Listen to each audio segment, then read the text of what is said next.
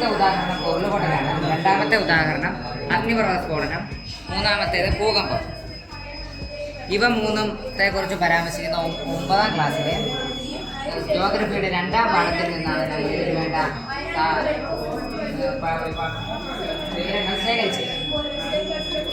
ഉരുളുപൊട്ടലിന്റെ ഏറ്റവും മിനിയേച്ചർ ഫോമായി കേരളം 2018 അതിനുശേഷവും ഏറ്റവും കൂടുതൽ പരിസ്ഥിതി നേരിടുന്ന ഒരു ദുരന്തമാണ് ഉരുളുപൊട്ടൽ.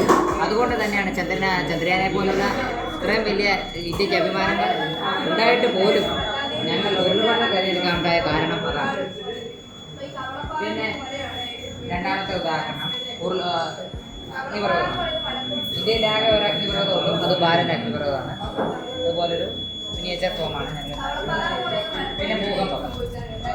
ഞങ്ങൾ ഭൂകമ്പം ഉണ്ടാകുന്ന സമയങ്ങളിൽ കറക്റ്റായിട്ട് ഒരു അലാറം നൽകിക്കൊണ്ട്